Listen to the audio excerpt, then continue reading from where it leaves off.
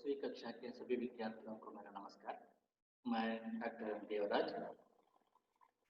अभी जो आपके लिए पाठ करने जा रहे हैं इसका नाम है अभिनव मनुष्य। ये कविता है। इस कविता के कवि है श्री रामधारी सिंह दिनकर जी। रामधारी सिंह दिनकर जी को पद्म भूषण उपाधि भी प्राप्त है। ये जो अभिनव मनुष्य कविता है, अभिनव का मतलब है एक प्रकार आधुनिक, नया, इस प्रकार का मनुष्य है। आज जो हम लोग देख रहे हैं, जिसको देख रहे हैं, वो आधुनिक मनुष्य है। आधुनिक मनुष्य का व्यवहार जो है किस प्रकार बदलता जा रहा है, जो पहले नहीं था। तो उसके बारे में कवि रामधारी सिंह दिनकर जी यहाँ पर बातें कर रहे हैं, चर्चा कर रहे हैं हमारे साथ।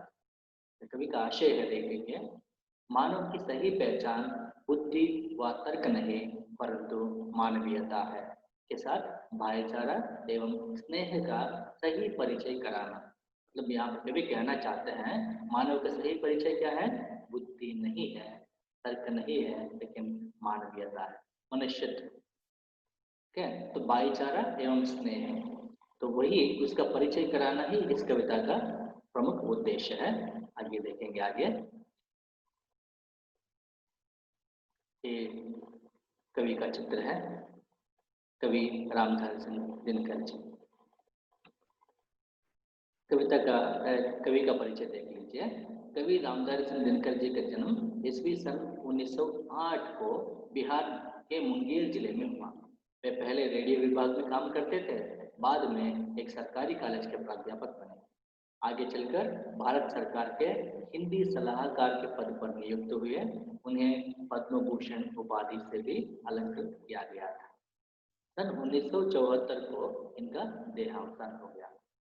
पहले एक रेडियो विभाग में काम करते थे, उसके बाद वे प्राध्यापक बने थे, बाद में हिंदी सलाहकार के रूप में भारत सरकार में नियुक्त हुए। उनकी इस कवि के प्रमुख रचनाएं हैं उर्वशी, ओंकार, रेणुका, रसवंती, सामधेनी, ध्रुवचा, कुरुक्षेत्र, बापू, रश्मिरथी आदि। ओके, यहाँ पर हम लोग जो जिस चित्र वो उर्वशी किताब का है। उर्वशी किताब इसलिए, उर्वशी रचना के लिए कवि को ज्ञानपीठ पुरस्कार भी प्राप्त हुआ है। अभिनव मनुष्य पद्य भाग जो है उसे कुरुक्षेत्र के 6ठ सर्ग से लिया गया है, इसलिए यहाँ पर कुरुक्षेत्र किताब का चित्र भी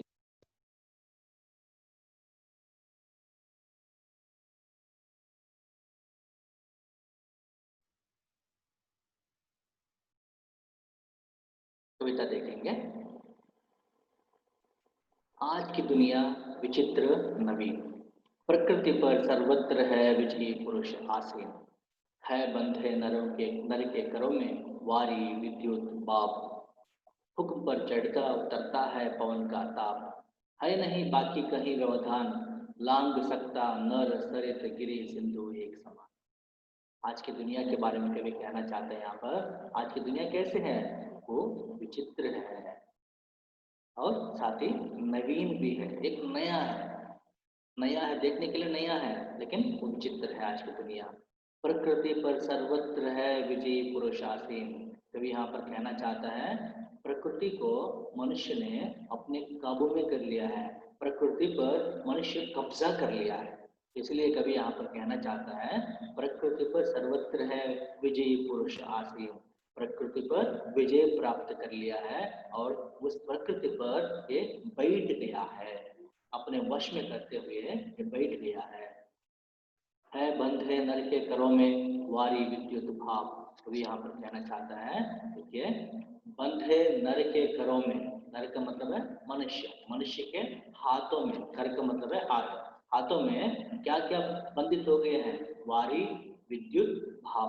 वारी का मतलब है जल, विद्युत का मतलब है बिजली, भाप का मतलब है बाष्प। ये तीनों जो है मनुष्य के करों में बांध दिया गया है, मतलब वो एक उसके कब्जे में है, वो कठपुतली बन गया है मनुष्य के हाथों में। ओके, मनुष्य जिस प्रकार कहता है वैसे ही करने के लिए तैयार है। इसलिए आप आगे आगे की पंक्ति में कभी कहता है हुक्म पर चढ़ता उतरता है पवन का ताप। मनुष्य के हुक्म पर पवन का ताप जो है वो चढ़ता भी है और उतरता भी है नहीं बाकी व्यवधान, और कुछ बाधा ये नहीं है, लेकिन मनुष्य जो है वो इस प्रकार बदल गया है, प्रकृति को अपने काबू में कर लिया है। अपने आदेश के अनुसार पवन को भी वो क्या करता है, चढ़ने के लिए उतरने के लिए कहता है। एक आदेश से पवन जो है ज्यादा भी होता है और कम भी होता है। लांघ सकता नर सरित गिरी सिंधु एक समान। देखिए कितना महान बन गया है मनुष्य, आज का मनुष्य जो है कितना महान बन गया है। लांघ सकना, लांघना पार करना, किसको पार कर सकता है ये नर मनुष्य, सरित को, सरित का मतलब है नदी, नदी को पार कर सकता है। गिरी, गिरी का मतलब पहाड़, पहाड़ को पार कर सकता है। सिंधु, सिंधु का मतलब है सागर, सागर इसको भी एक समान, सब कुछ, वो चाहे पर्वत हो सकता है, चाहे नदी हो या समुद्र, उन सबको मनुष्य आराम से आसानी से पार कर सकता है। इतना बुद्धिमान हो गया है आज का मनुष्य। और आगे देखिए, यह मनुष्य, जिस मनुष्य के बारे में हम लोग बात कर रहे हैं ना, वो मनुष्य जिसका गगन में जा रहा है यान, उस मनुष्य का अगर यान आकाश में जाए, आकाश में जाता है, आकाश में जा रहा होता है, कांपते जिसके करों को देखकर परमाणु, परमाणु भी डर जाता है। किसको देखकर डरता है, मनुष्य के करों को देखकर, मनुष्य के हाथों को देखकर वो डर जाता है, क्योंकि इस परमाणु को कहीं और ले जाकर डाल ना जाए, डाल ना ले, उसे भी डर है, परमाणु को भी डर है। क्योंकि हमने देखा इतिहास में हजारों लोग, लाखों लोग मारे गए हैं इस परमाणु से। इसलिए परमाणु भी जिसका गगन में जा रहा है यान, उस यान में अगर मनुष्य बैठा है तो मनुष्य के घर में अगर परमाणु हो तो परमाणु भी डरता है उस मनुष्य को देखकर। ठीक है, जिसका गगन में जा रहा है यान, कांपते जिसके करों को देखकर परमाणु, परमाणु जो है वो मनुष्य के करों को देखकर डरता है, कांपता है, कहीं मुझे उठाकर और कहीं डाल ना जाए, इस दृष्टि से यहाँ पर वो परमाणु भी डरता है। ये मनुष्य जो सृष्टि का श्रृंगार, इस विश्व में अगर ऐसा कहें कि मनुष्य के बिना अगर देखा जाए तो कुछ नहीं है, मतलब सृष्टि का श्रृंगार ही, का सौंदर्य ही मनुष्य है। मनुष्य के बिना यहाँ पर इतना ज्यादा सुंदरता नहीं होती, प्रकृति है लेकिन सबसे सुंदर क्या है यहाँ पर, मनुष्य है, क्योंकि वो बोल सकता है, सोच सकता है, कुछ कर सकता है, जो कुछ भी उसके मन में जो कुछ भी आता है वो सब करने में वो समर्थ है। इसलिए कवि यहाँ पर कहना चाहता है सृष्टि का श्रृंगार मनुष्य है, ज्ञान का, विज्ञान का, आलोक का आगार। तो कैसा पता है, ज्ञान भी जानता है, मतलब बहुत ज्ञान है उसमें, विज्ञान को भी जानता है, बहुत कुछ शोध रिसर्च वगैरह उसने किया है। आलोक का आगार, आलोक का मतलब है प्रकाशमान, प्रकाशमान का आगार, आगार का मतलब है भंडार। ओके, वो एक प्रकार ट्रेजरी है, मनुष्य जो है उसमें ज्ञान का ट्रेजरी है, विज्ञान का ट्रेजरी है। तो इस प्रकार व्योम से पाताल तक सब कुछ इसे है गए, आकाश से लेकर, व्योम का मतलब है आकाश, आकाश से लेकर पाताल तक जो कुछ भी है, इन सब के बारे में इस मनुष्य को ज्ञान है, जानता है। अनुरेण तृणकाष्ठ जो भी हो, इन सब के बारे में यह मनुष्य जानता है। लेकिन देखिए यहाँ पर कभी विडंबना के साथ कहता है, व्यंग्य के साथ कहना चाहता है, पर न यह परिचय मनुष्य का, यह ना उसका श्रेय। लेकिन इस मनुष्य को, जो मनुष्य सृष्टि का श्रृंगार है, विज्ञान के बारे में जानता है, बहुत ज्ञानी है, आकाश से पाताल तक सब कुछ जानता है, लेकिन देखिए कितनी कैसी विडंबना है, दूसरे मनुष्य के बारे में ये खुद नहीं जानता है। वो मनुष्य भी मेरे तरह ही एक सामान्य मनुष्य है, उसमें भी भावनाएं होती है मेरे जैसे, मुझ जैसे, मतलब मैं किस प्रकार कष्ट सुख को देख सकता हूँ, वैसे शायद उसको भी कष्ट और सुख जो है आ सकता होगा। अगर मैं अमीर हूँ तो गरीबों के लिए कुछ सहायता करनी होगी। वैसी भावनाएं आज के मनुष्य में नहीं। मतलब एक मनुष्य दूसरे मनुष्य को अपने जैसे नहीं सोच रहा है, नहीं देख रहा है। यह ना उसका श्रेय, ये उसके लिए श्रेयस्कर नहीं है। तो इस प्रकार कवि यहाँ पर व्यंग्य के साथ कहता है कि श्रेय क्या है, मतलब मनुष्य मनुष्य को अपने जैसे देखना चाहिए। अंतिम पद्यांश में कवि ये कहना चाहता है, श्रेय उसका, उसका श्रेय क्या है, बुद्धि पर चैतन्य और की जीत।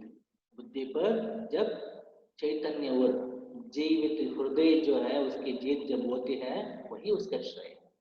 मतलब मन का विजय होना चाहिए, बुद्धि का नहीं। सब लोग जानते हैं 2+2=4, है ना। ये लैंग्वेजेस क्यों रखते हैं स्कूलों में, केवल साइंस और मैथ्स क्यों नहीं रखते हैं। लैंग्वेजेस जो है, भाषाएं जो है, मनुष्य को मनुष्य बनाना सिखाता है। केवल सोचने के लिए नहीं कहता, वो मन से सोचने के लिए भी कहता है। यहाँ पर कभी कहना चाहता है चैतन्य वृत्ति जी, उसकी उसकी उसका श्रेय क्या है, उसका जो जीव है, मन जो है, भावनात्मक मन जो है, वो भावनात्मक मन का विजय होना चाहिए। इसके ऊपर बुद्धि पर, बुद्धि पर, दिमाग पर, उसके मस्तिष्क पर जो है, उसके हृदय का जीत होना चाहिए, वही उसका श्रेय है। श्रेय मानव की असीमित मानवों से प्रीत। देखिए कितना अच्छी पंक्ति है ये। श्रेय मानव का, मानव का श्रेय क्या है, असीमित मानवों से प्रीत, अगणित अनेक ಮನುಷ್ಯರಿದ್ದಾರೆ। मतलब ಯಾರೇ ಮನುಷ್ಯರಾಗಿರಲಿ, ಯಾರೇ ಜೀವಿಯಾಗಿರಲಿ, ಆ ಜೀವವನ್ನ ಪ್ರೀತಿಸುವಂತಹ ಮನಸ್ಸು ಅಸೀಮಿತ ಮಾನವತೆ ಪ್ರೀತಿ, ಎಲ್ಲರನ್ನು ಪ್ರೀತಿಸುವ ವಸುದೈವ ಕುಟುಂಬದ ಎಲ್ಲರೂ ನಮ್ಮವರೇ, ಎಲ್ಲರೂ ನನ್ನ ಸಹೋದರ ಸಹೋದರಿಯರೇ, ಎಲ್ಲರೂ मनुष्य है ಅನ್ನೋದನ್ನ यार कलिಬೇಕು, वही उसका श्रेय है। एक नर से दूसरे नर के बीच का व्यवधान, मनुष्य मनुष्य के बीच जो बाधाएं होती है, ನಾವೆಲ್ಲರೂ ಗೋಡೆ ಹಾಕೊಂಡ್ಬಿಟ್ಟಿರ್ತೀವಿ ನಮ್ಮ ನಮ್ಮಗಳ ಮಧ್ಯೆ, ದ್ವೀಪಗಳಾಗ್ಬಿಟ್ಟಿರ್ತೀವಿ। तोड़ दे जो उस दीवार को, उस व्यवधान को जो तोड़ता है, जो उसको नष्ट कर देता है, बस वही ज्ञानी, वही विद्वान। सही अक्षरों में अगर कहना चाहिए तो जो मनुष्य मनुष्य मनुष्य के बीच का जो दीवार है या बाधाएं हैं, उसको जो तोड़ता है, वही ज्ञानी है, वही विद्वान है। और सही शब्दों में, सही अर्थों में वही मानव भी। इस तरह कवि यहाँ पर कहना चाहता है, मतलब मनुष्य मनुष्य को प्यार करना चाहिए, मनुष्य दूसरों की भावनाओं को समझ लेना चाहिए, जितना हो सकता है उसे सहायता करो, उसको भी अपने जैसा मान लो। लेकिन हम लोग ऐसा नहीं कर रहे हैं, सब कुछ हम लोग बुद्धि से सोचते हैं, मन से नहीं। तो इसलिए कभी यहाँ पर व्यंग्य के साथ कहना चाहता है कि जो अगर सही शब्दों में मनुष्य कहलाना चाहते हो, तो मनुष्य मनुष्य के बीच का जो व्यवधान है, दीवार है, उसे तोड़कर तुम सही शब्दों में मानोगे। लगता है शायद आप लोगों को कविता समझ में आ गई होगी। अभी अभ्यास में जो प्रश्नोत्तर है उसे देखेंगे। पहले एक वाक्य के लिए उत्तर लिखिए। पहला प्रश्न है, आज की दुनिया कैसे है। तो आज की दुनिया विचित्र नवीन, पहले पंक्ति में ही है, आज की दुनिया विचित्र भी है और नवीन भी है। मानव के हुक्म पर क्या चढ़ता और उतरता है, इसके उत्तर में लिखना चाहिए, मानव के हुक्म पर पवन चढ़ता और उतरता है। परमाणु किसे देखकर कांपते हैं, परमाणु मनुष्य के कर्मों को देखकर कांपते हैं। मनुष्यನ ಕೈಗಳನ್ನು ನೋಡಿ ಅದು ಹೆದರುತ್ತೆ। अभिनव मनुष्य कविता के कवि का नाम लिखिए। अभिनव मनुष्य कविता के कवि श्री रामधारी सिंह दिनकर। आधुनिक पुरुष ने किस पर विजय पाई है, आधुनिक पुरुष ने प्रकृति पर विजय पाई है। नर ने किन को एक समान लांग सकता है, नर नदी, गिरी और सागर को एक समान लांग सकता है। आज मनुष्य का यान कहाँ जा रहा है? आज मनुष्य का यान गगन में जा रहा है।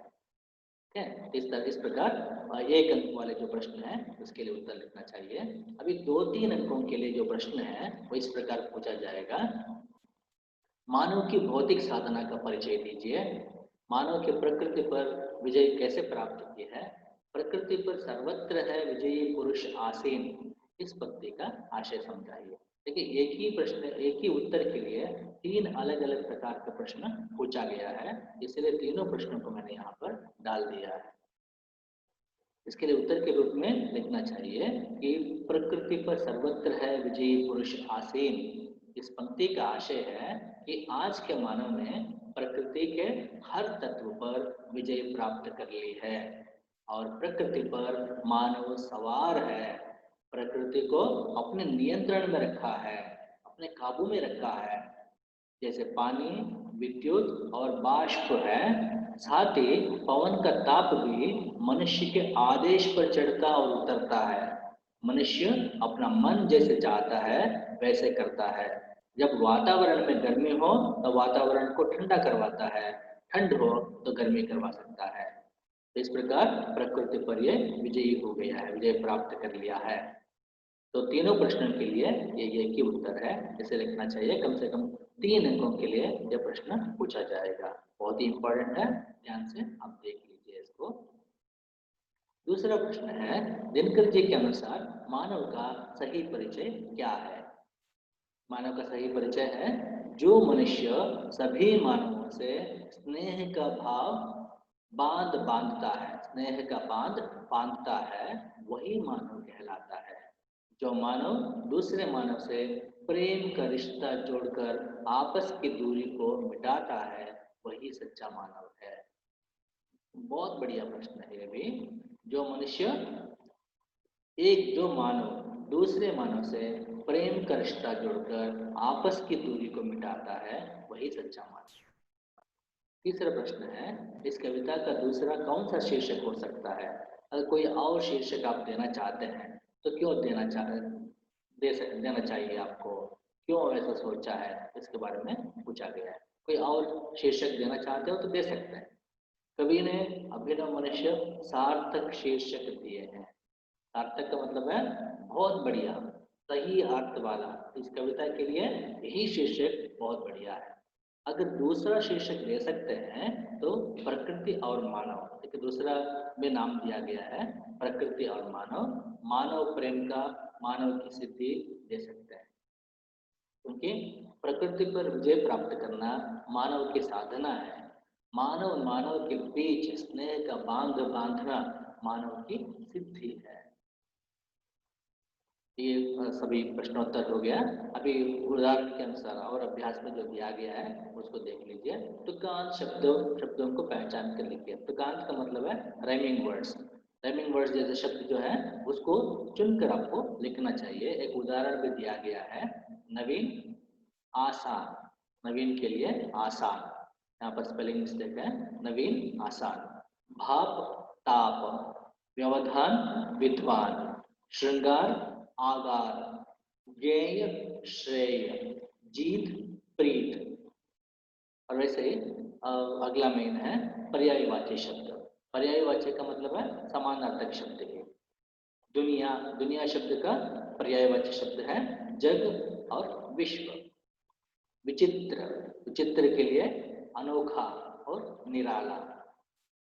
नवीन, नवीन शब्द के लिए नया, नूतन। नर, नर का मतलब है पुरुष, आदमी। वारी, वारी का मतलब है जल और पानी। कर, कर का पर्यायवाची है हाथ एवं हस्त। हाथ, हस्त। आगार, आगार का मतलब है मकान, भंडार। यहाँ पर हम लोग भंडार के रूप में देना चाहिए, मकान के रूप में नहीं। इस कविता में भंडार के रूप में देना चाहिए, ट्रेजरी। विलोम शब्द लिखे। विलोम शब्द का मतलब है विरोधार्थक शब्द। आज, आज के लिए विलोम शब्द है कल।